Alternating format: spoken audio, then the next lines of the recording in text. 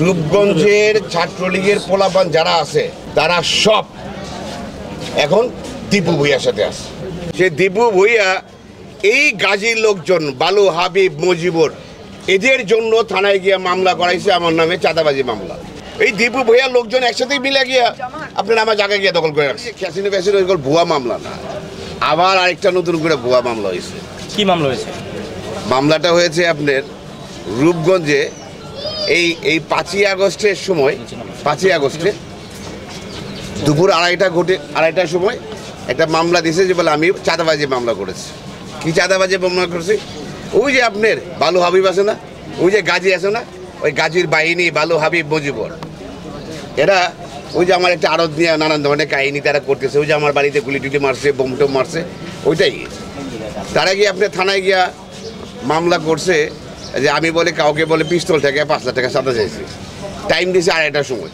ওই আড়াইটার সময় আমি এলাম ঢাকায়, দেশ স্বাধীন হয়েছে আমি ঢাকায়, আমি গুলশান ক্লাবে আমি রাস্তাঘাটে ঘুরতেছি লোকজনের সাথে আর কি। বা তারা মামলা দিয়েছে আড়াইটার সময়। কী মামলা দিয়েছে? চাঁদাবাজি মামলা দিয়েছে এই কারণে জানেন, যেমন গাজী চাইছিল যে আমাকে রূপগঞ্জ থেকে বাইর করে রাখতে, ঠিক তেমনি দেশ স্বাধীন হওয়ার পরে এখন এই গাজীর লোকজন তারা থানায় গিয়ে মামলা করে। তার মানে তার পিছনে কোনো ব্যাক আছে।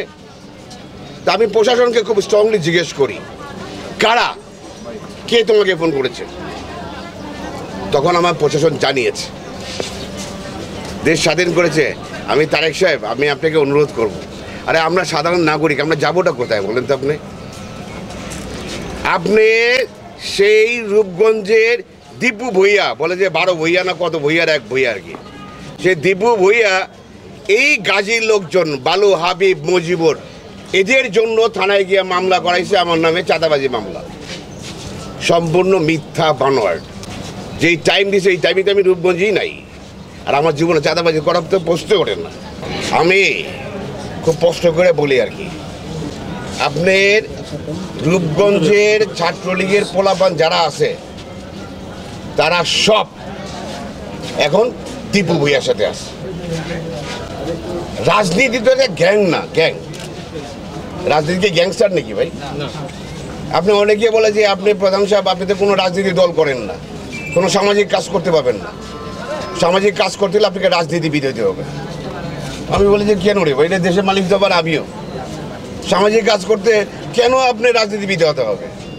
বলে রাজনীতিবিদ না হলে আপনি সামাজিক কাজ করতে পারবেন না। রাস্তায় রাস্তায় পোস্টার লাগাই রাখছে, বিলবোর্ড, সাইনবোর্ড। এই পোস্টারগুলো লাগাই কেন জানেন? চাঁদাবাজির একটা ফর্মুলা।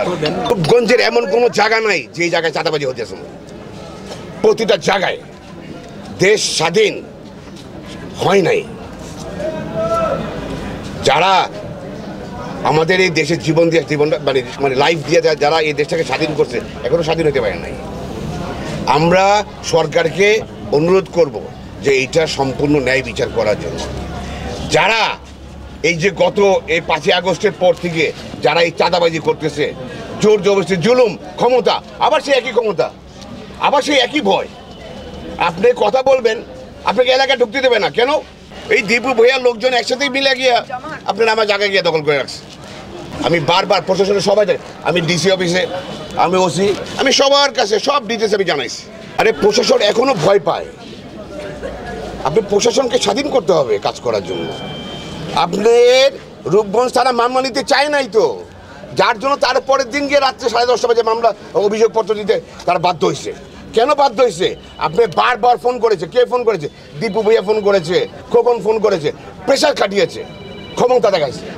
আমি রূপগঞ্জের প্রশাসনকে বলবো এবং আমাদের সরকারে যারা আছেন আর আমাদের ছাত্র জনতা যারা এই দেশটাকে স্বাধীন করে দিয়েছে, আমি আপনাদের একটা কথা বলি, প্লিজ দয়া করে আপনি একটা কথা বলেন, আপনি প্রশাসনকে স্বাধীন করে দেন। আপনি একসাথে সারা বাংলাদেশ করা দরকার নেই। আপনি একটা ডিস্ট্রিক্টের প্রশাসনকে এত ক্ষমতা দেন যে ওই ডিস্ট্রিক্টে যাতে কোনো রকম কোনো চাঁদাবাজি, টেন্ডারবাজি, কোনো মাদক, কোনো কিছু না থাকে, একটা ডিস্ট্রিক্টে শুধু করেন।